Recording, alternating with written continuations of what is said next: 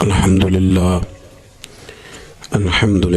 وکفا والصلاة والسلام علی من لا نبی بعدہ اما بعد بسم اللہ الرحمن الرحیم کنتم خیر امت اخرجت للناس تأمرون بالمعروف وتنہون عن المنکر صدق مولانا العظیم وصدق رسولنا بلاغ المبین۔ درود پاک پڑھیے۔ الصلاۃ والسلام علیک یا سیدی یا رسول اللہ وعلی آلک واصحابک یا حبیب اللہ۔ حمد و صلاۃ کے بعد صوفیاء ہوں، علماء ہوں، بزرگان دین ہوں، ایک موٹا سا مقصد قرآن پاک نے دیا ہے۔ مقصد یہ بیان فرمایا ہے کہ تم بہترین امت ہو، اخرجت للناس، تمہیں لوگوں کے بھلے کے لیے پیدا کیا گیا ہے۔ وہ بھلا تم نے یہ کرنا ہے کہ تأمرون بالمعروف، تم نے لوگوں کو بھلائی کا حکم کرنا ہے، وتنہون عن المنکر، اور لوگوں کو منکرات سے، بری باتوں سے منع کرنا ہے۔ اللہ تبارک و تعالیٰ نے 1,24,000 کم و بیش انبیاء بھیجے، تو انبیاء تبلیغ کرنے آئے تھے۔ مقصود تبلیغ ہے، مقصود دعوت دینا ہے، مقصود پیغام دینا ہے۔ کھل کے انہوں نے پیغام دیا، بلکہ سورہ یاسین میں انبیاء کرام علیہ السلام کا وہ قول موجود ہے کہ جب وہ کہتے تھے کہ وما علینا الا البلاغ المبین، کہ بھئی ہمارے ذمے تو کھول کر بیان کرنا ہے۔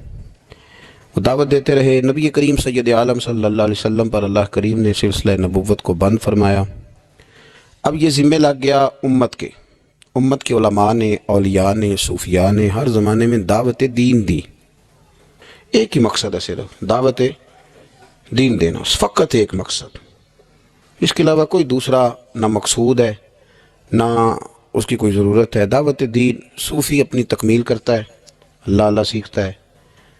وہ مختلف طریقے ہیں، نقشبندیہ ہے، چشتیہ ہے، سہروردیہ ہے، نوشائیہ ہے، قادریہ ہے، اپنے اپنے طریقوں کے مطابق صوفیہ ان کی تکمیل کرتے ہیں۔ پھر جب وہ مکمل ہو جاتا ہے، مکمل ہونے سے مراد یہ کہ اس کے جو رذائل ہوتے ہیں وہ دور ہو جاتے ہیں، فضائل شروع ہو جاتے ہیں، جھوٹ نکل جاتا ہے، بدی نکل جاتی ہے، بدنگاہی نکل جاتی ہے، حرام کھانا اسے تکلیف دیتا ہے۔ وہ نبی کریم علیہ السلام کے طریقہ مبارکہ کو پسند کرنے لگتا ہے۔ اب اس کے ذمے لگا دیا جاتا ہے، جس کا نام خلافت بھی ہے، دعوت و ارشاد بھی ہے۔ اب وہ آگے نکلتا ہے، دین کا پیغام دیتا ہے۔ باقی پھر آپ کو پتہ ہے کہ رش جب میلہ بہت بڑا ہو جائے تو اس میں کون کون کہاں سے آ کے کس کس روپ میں شامل ہو گیا پتہ کوئی نہیں چلتا۔ اب مسلمان ہیں 1.25 ارب کے قریب، تو کسی طرح کوئی جہالت کرنے لگ گیا، کوئی نئی رسم لے آیا، کوئی غلط طریقہ اختیار کر گیا، تو راشی بہت زیادہ ہے تو کیا پتہ چلے گا کہ کسی نے کیا بنا لیا۔ باقی تصوف کا، طریقت کا، معرفت کا ایک ہی طریقہ تھا کہ لوگ گمراہ ہوتے تھے۔ اور حضور غوث پاک رضی اللہ تعالیٰ عنہ کی آپ کتابیں پڑھیں نا، تو آپ نے رافضیوں کے خلاف بھی لکھا ہے۔ اب تو کچھ بیچارے ایسے بھی صوفی ہیں نا جو کہتے ہیں کسی کو برا نہیں کہنا چاہیے، بلکہ ایک صوفی صاحب سے میری ملاقات ہوگی تو کہنے لگے کافر کو بھی کافر نہیں کہنا چاہیے۔ تو میں کہ انہوں مسلمان کہہ لیے، پھر کافر کو کیا کہنا ہے جی؟ کافر کو بھی ان کی آکھیے، پھر آپ بتا دیں۔ قل یا ایھا الکافرون، اللہ فرماتے ہیں کہ محبوب آپ کہہ دیں او کافرو۔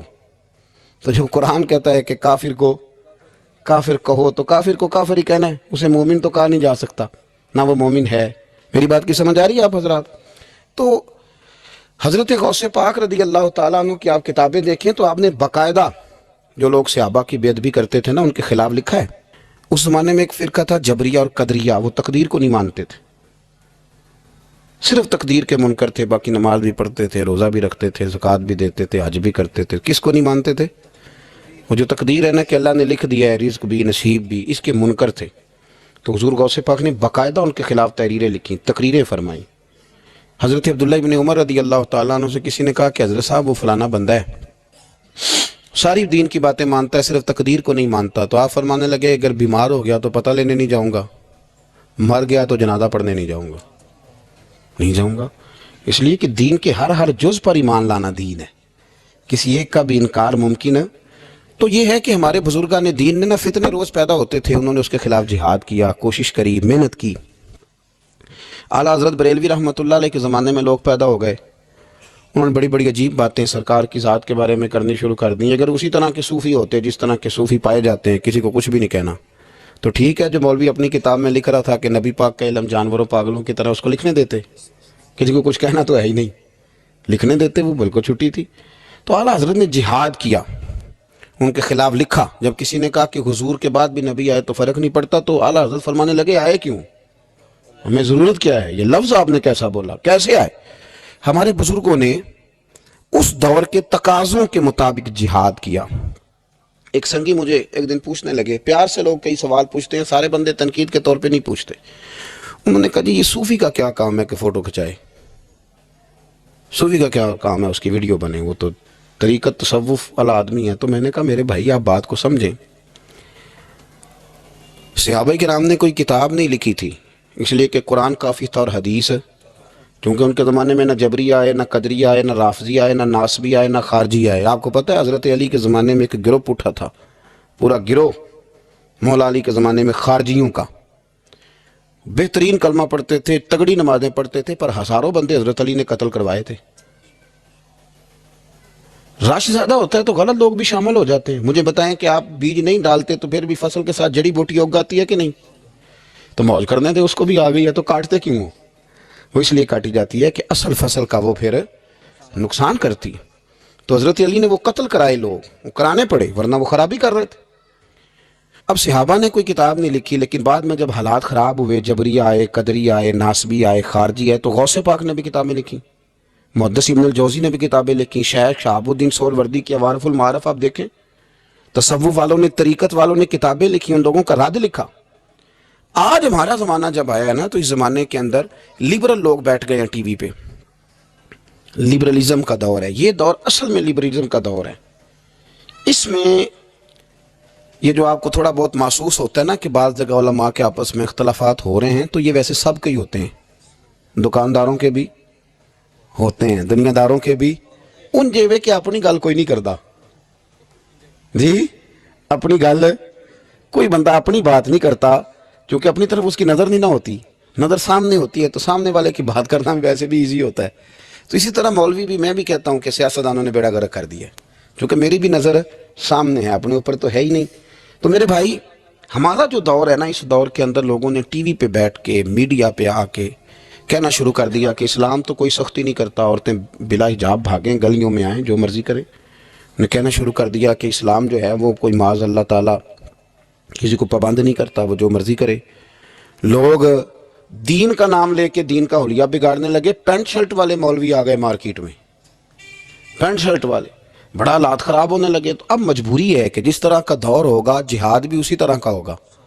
سرکار نے تلوار سے جہاد کیا ہے, توپ کوئی نہیں چلائی.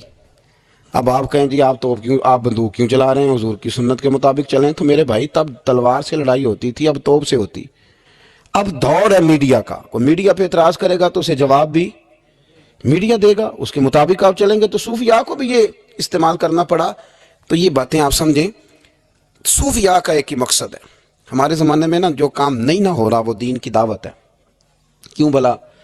اس لیے کہ لوگ تنقید کرتے ہیں, ہر بندے پہ ہی کرتے ہیں. وہ الگ بات ہے کہ میں محسوس زیادہ کر لوں گا, آپ محسوس زیادہ کر لیں, ورنہ ہر بندہ ہی تنقید کی زد میں, ہر بندہ وہ جس شعبے سے بھی تعلق رکھتا ہے. میرے بھائی, ایک ہی مقصد ہے ساری طریقت کا, وہ ہے دعوت دین. دعوت بے نمازی کو نماز کی دعوت, شریعت کے باغی کو شریعت کی دعوت. کبھی آپ نے یہ نہیں سنا ہوگا کہ مولوی ہڑتال پہ ہیں تو مسجدوں میں جمعہ نہیں ہوگا آج. کبھی سنا ہے؟ ڈاکٹر ہڑتال پہ جاتے ہیں کہ نہیں؟ وکیل, ٹرینوں والے, مولوی صاحب کبھی گئے ہوں کہ آج مولویوں کی ہڑتال ہے؟ اللہ کے فضل سے کبھی آپ نے نہیں سنا ہوگا, کبھی ایسا نہیں ہوا. اور میں آپ کو بتاتا ہوں, میرا مسجد سے تعلق ہے, اتنی پریشانی کسی بندے کو نہیں ہوتی جتنی مسجد کے امام کو ہوتی ہے کہ یار میں جا رہا ہوں, جماعت کون کرائے گا.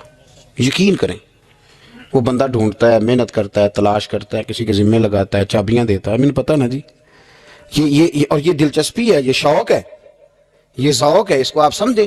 دعوت دین علماء دے رہے ہیں, صوفیاء دے رہے ہیں. کسی بھی بندے کو آپ ٹٹول کے دیکھ لیں, یار ماشاءاللہ داڑھی شریف رکھ لی ہے, تو کہے گا یار میں لاہور گیا تھا, ایک علامہ صاحب کی بات سنی, بس میرے دل پہ لگ گئی. ہو سکتا ہے اسے نام بھی نہ یاد ہو. تو یہ دعوت دین ہو رہی ہے تو بات آگے بڑھ رہی ہے نا. آج بھی کوئی سوشلزم کا ماننے والا، کوئی لبرل آدمی، کوئی کسی قسم کا بندہ مارکیٹ میں آ کے دین پہ اعتراض کرتا ہے. میں تھوڑے دن پہلے سائی والک یونیورسٹی میں گیا تو ایک بچہ کہنے لگا کہ پیر صاحب میں نے بات کرنی ہے تو آپ نے مجھے گستاخ کہنا ہے، تو اگر آپ نے گستاخ ہی کہنا ہے تو میں نہیں کرتا. تو آپ بتا دیں. میں نے کہا نہیں، آپ بات کریں، میں آپ کو گستاخ نہیں کہتا. کہنے لگا جی نبی پاک صلی اللہ علیہ وسلم کے زمانے میں غلامی ختم کیوں نہیں ہوئی؟ چاہیے تھا حضور کہتے آج کے بعد کوئی غلام نہیں، ختم کر دیتے. ختم کیوں نہیں ہوئی؟ بکتے رہے غلام، بلکہ حضرت علی کے زمانے تک غلام بکتے رہے. تو آپ کے پاس کیا جواب ہے؟ میں نے کہا اصل میں آپ رہتے ہیں ان لوگوں کے پاس جو بیچارے عشاء کی رکھتے بھی پوری نہیں بتا سکتے، تو اس لیے آپ کے اندر یہی وہام پیدا ہوا ہے. میں نے کہا میاں نبی پاک نے غلامی ختم کر دی. کہنے لگا جی نہیں، یہ میرے پاس ابن اسحاق کا والا ہے، ابن حشام ہے، فلانی کتاب ہے، فلانی کتاب ہے. میں نے اسے کہا بچے آپ سمجھے نہیں، نبی کریم علیہ السلام نے نا غلامی کو اتنی عزت دے دی تھی کہ غلامی غلامی رہ ہی نہیں گئی تھی. غلامی غلامی رہی نہیں. تو جب کسی چیز کا نام ہی ختم کر دیا جائے، اس کا وہ عہدہ ہی ختم. یہ جو لوگ تھوڑے سے اداروں سے انسلاک رکھتے ہیں وہ سمجھتے ہوں گے کہ سیٹ ہی اگر ختم کر دی جائے کوئی، تو اس سیٹ پر جو بندے موجود بھی ہوں تو وہ سیٹ ہی نہیں، سیٹ ہی کوئی نہیں. حضور نے دیکھے نا، حضرت ابو ذر غفاری فرماتے ہیں میں اپنے غلاموں کے بارے میں بڑا سخت تھا. لوگ مثال دیتے تھے کہ اگر پھر تمہارا وہی حال کریں جو ابو ذر اپنے غلاموں کا کرتا ہے. فرماتے میں جب کلمہ پڑھنے آیا تو بڑی نصیحتیں حضور نے فرمائیں، تو جب میں واپس جانے لگا تو ایک آواز دی. میں واپس لوٹا تو فرمایا ایک بات کا خیال رکھنا. یا رسول اللہ وہ کون سی؟ فرمایا اپنے غلاموں کے ساتھ اچھا سلوک کرنا. تو فرماتے میں نے فوراً عرض کی حضور کس طرح کا سلوک کروں، کس طرح کا؟ تو یہ ابن ماجہ میں، ابو داؤد میں، نسائی میں، مسند احمد میں کیا خوبصورت انداز ہے. یہ جو بڑے انسانی حقوق کی تنظیموں پہ بات کرنے والے نا، پورے یورپ میں شور مچانے والے، وہ بڑے حقوق بیان کریں گے، سیمینار کریں گے، چارٹر لکھا جائے گا، ڈیبیٹ ہوگی، ایوان اقبال میں سیمینار ہوگا، فلانی جگہ ہوگا، کچھ پلے نہیں پڑے گا. میرے نبی کے 2 جملے، ختم ہو گئی ساری باتیں. رسول کریم علیہ السلام نے فرمایا جس طرح کا خود کھانا اس طرح کا غلاموں کو کھلانا، جس طرح کا خود پہننا اس طرح کا غلاموں کو پہنانا. ختم ہو گئی بات. او یار تھوڑا سوچے، میں نے بات کر دی، آپ نے سن لی، ذرا غور کرے. جس طرح کا خود کھانا، بلاؤ نہ وہ حاجی صاحب جڑے بڑے نیک نے، جن دے کپڑے آپ پاندے نہ ہوندا ملازم بھی انج دے ہی پاندا ہے. بلاؤ نہ وہ سیٹ جو بڑی تقریریں کرتا ہے غریبوں کے حق میں، جس طرح کا خود کھاتا ہے غلام بھی اسی طرح کا کھاتا ہے. لیکن وہ عمل کرنے والے لوگ تھے، انہوں نے پھر عمل کر کے دکھایا. مولا علی شیر خدا کرم اللہ تعالی وجہ الکریم. ایک بات اور کر دوں، چلو آ گئی. حضرت علی کا ماننے والا جب مجھے جاہل ملتا ہے نا کوئی کہتا میں حضرت علی کا ماننے والا ہوں، تو میں انہوں کہنا تیری مہربانی کسی درس گاہ داخل ہو جا. اتنے بڑے عالم کا ماننے والا اور تیرا حال کیا ہے؟ دیکھیں نا، میں کہوں میں او استاد جی کا شاگرد ہوں، تے بندے کہیں گے تیریاں گلہ تے نہیں پہ دس دیا. تھوڑی مہربانی کریں. جس سے کائنات نے علم لیا اور زمانے نے فیض پایا، ماننے والا اس کا ہو اور اسے دعائے قنوت بھی نہ آتی ہو، تو یہ کیا تماشا ہے؟ آپ دیکھیں نا، آپ کس بات کہاں کی ہے، سٹیٹس کہاں کا آپ بیان کر رہے ہیں، اور معیار آپ کا کیا ہے؟ بالکل جہالت کی بات کر دینا. اور بات مولا علی شیر خدا. حضرت علی المرتضیٰ کوفے میں نا اپنے غلام کو لے کے بازار تشریف لے گئے. کہنے لگے یار موسم آ گیا ہے، میرا دل ہے کہ کپڑے نہ خرید لیں قدر کے. اس نے کہا حضور چلیں. تو غلام کہتا ہے 2 جوڑے حضرت علی نے خریدے، ایک مہنگا ایک سستا. تو موٹی بات ہے، جو مہنگا ہے وہ آقا پہنے گا اور سستا ایسے ہی ہوتا ہے نا جی. چلو اور گل کرنے ہیں سادی، جلدی سمجھے جا جائے گی. جدھر جائیے دکاندار کو ویاہ تے کپڑے لین تے انہوں کہی دا ایک پان والے وکھا، پھر کہی دا ایک دین دوان والے وکھا. وہ دین دوان والے کہڑے ہوندے نے بھلا؟ جڑے پان والے نہیں ہوندے. دین دوان والے کہڑے ہوندے نے؟ ایک وہ دے جڑے پانے والے نے، ایک وہ دے جڑے دینے والے نے. یہ دینے والے وہ ہوندے نے جڑے پان والے، ہاں جی وہ والے دکھا.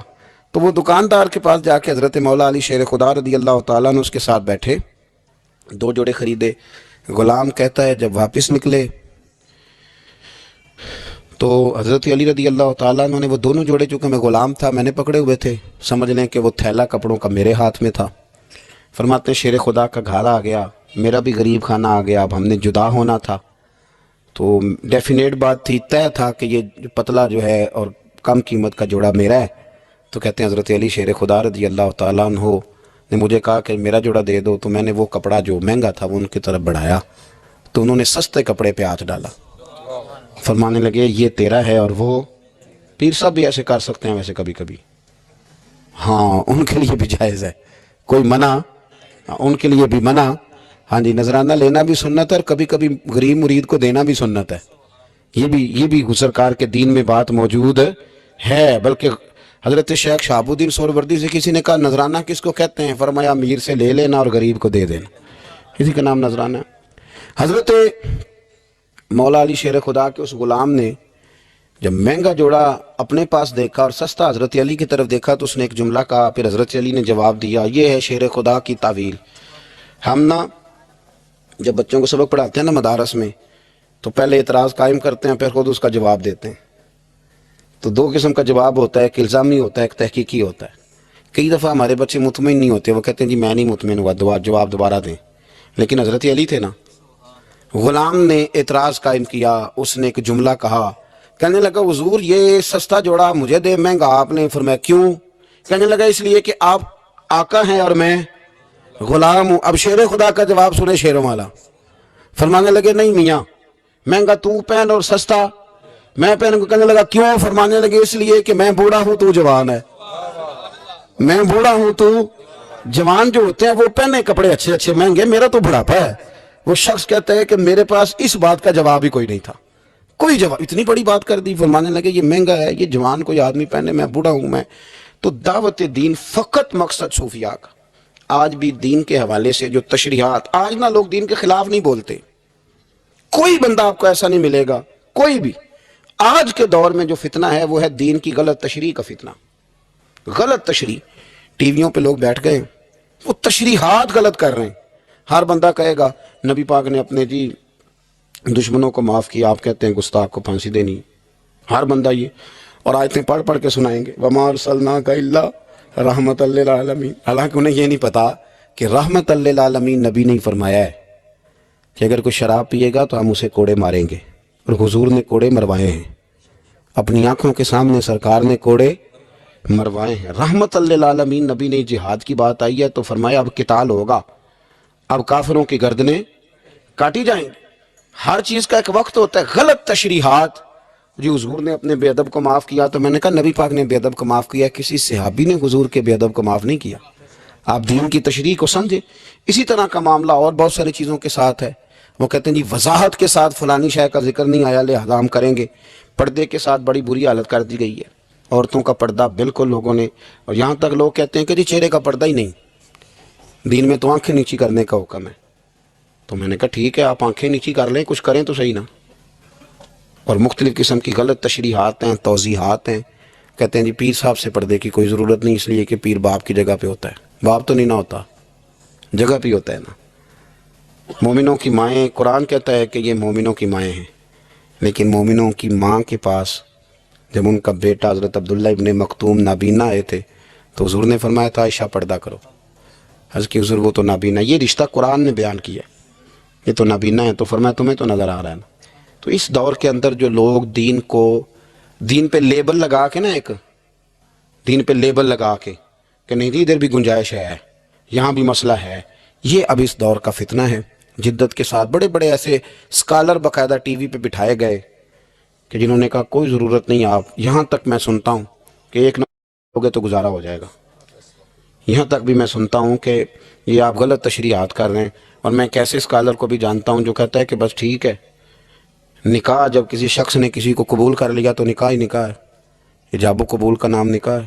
تو بڑے بڑے فتنے، بڑی بڑی آزمائشیں، اور وہ طبقات جو حاوی ہیں، جو پاورفل ہیں، جو مالدار ہیں، جن کا تسلط ہے، وہ دین کو غلط انداز میں پیش کرتے ہیں، آزاد رہنا چاہتے ہیں۔ میں بڑی دیر پہلے کا کہہ رہا ہوں، پھر کہتا ہوں، میرے ملک سے لے کر پورے عرب تک، اب تو سعودی عرب کے اندر بھی عورتوں کو بڑی چھٹیاں مل گئی ہیں، وہ کہتے ہیں کہ ایک ہی بات ہے، ہمیں کوئی اعتراض نہیں، جس نے نماز پڑھنی ہے وہ نماز پڑھے، جس نے شراب کھانے جانا ہے وہ شراب کھانے جائے۔ یہاں تک کہ جب عورتیں نکلی تھیں ہم ملک میں ریس لگانے کے لیے سائیکلوں پہ، تو اس وقت کے لبرل آدمی نے کہا تھا مولوی نہ دیں کہ آنکھیں بند کر لیں۔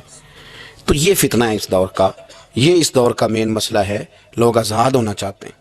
آپ یقین کریں، ابھی لمبا نہیں وقت گزرا، یہ آپ جو سفید داڑھی والے بزرگ یہاں بیٹھے ہیں ان سے آپ پوچھ لیں کہ بہت شرم کی بات تھی کہ لڑکا یہ کہہ دیتا کہ شادی سے پہلے میں نے بیوی کو دیکھنا ہے۔ یہ خاصا حالانکہ جائز ہے، ایک نظر دیکھنا جائز ہے، اس پر بھی علماء نے قیود لکھی ہیں کہ دیکھے گا تو کیسے دیکھے گا، اس تشریح میں نہیں جاتا۔ لیکن اب وہی سارے لوگ 4 پیسے ان کے پاس آئے ہیں تو لڑکا لڑکی اکٹھے بیٹھ کے منگنی ہوتی ہے، ان کی میرج ہال میں سارا کچھ ہوتا ہے، ہندوؤں کے طریقوں کے مطابق انگوٹھیاں پہنائی جاتی ہیں، مہندیاں ہوتی ہیں، تماشے لگتے ہیں۔ یہ فتنہ ہے اس دور کا، تو اس دور کے صوفیاء اس فتنے کے خلاف اٹھیں گے، وہ جہاد کریں گے، وہ دین کا جو اصل چہرہ ہے وہ لوگوں کے سامنے پیش کریں گے۔ اسی کا نام تصوف ہے، اسی کا نام طریقت ہے، اسی کا نام پیری مریدی ہے، اسی کا نام اصلیت ہے کہ آپ دین پر کسی کو عمل کرائیں۔ اگر آپ دین پہ عمل نہیں کرا سکتے تو ٹھیک ہے، پھر جب میں نے یہ نعرہ لگایا کہ میں دیندار ہوں تو ہو سکتا ہے میری میٹھی باتوں سے وقتی طور پر کچھ لوگ میرے جھانسے میں آ جائے، ہاتھ باندھ کے میرے پیچھے بھی چلنے لگیں، لیکن او پہ دس دیاں قبراں، 4 دنوں کی بات ہے، پھر رب کریم پوچھ لے گا، پھر حساب بڑا لمبا ہے۔ تو اس لیے کوشش فرمائیں صوفیاء کے پیغام کو سمجھیں، دعوت دین دیں، جو آپ کا کلاس فیل ہے اس کو بھی دین کا پیغام دیں، جو ڈیوٹی آپ کے ساتھ کرتا ہے اسے بھی نماز کا درس دیں، ایک دوسرے کا بازو تھامیں۔ اور میں آپ کو بڑی ذمہ داری سے کہتا ہوں کہ کہنے سے بات بن جاتی ہے۔ آپ انشاءاللہ کسی کو کہیں گے نا مسجد چل، تو وہ چلے گا اللہ کے فضل۔ اس کی وجہ یہ نہیں کہ بات میں اثر ہوتا ہے، دین میں ویسے ہی بڑا اثر ہے۔ آپ دین کی بات کر دیں، اللہ تاثیر پیدا کر دیا کرتا ہے، آپ کہہ دیں تو انشاءاللہ ہو جاتا ہے۔ اللہ کے حضور یہ دعا ہے، اللہ کریم ہمیں اپنے بزرگان دین کے، صحابہ کبار کے، اہل بیت اطہار کے طریقوں کا مسافر بنائے۔ اللہ کریم ہماری حاضریوں کو قبولیت کا شرف اور درجہ نصیب فرمائے۔ آخر دعوانا الحمدللہ رب العالمین۔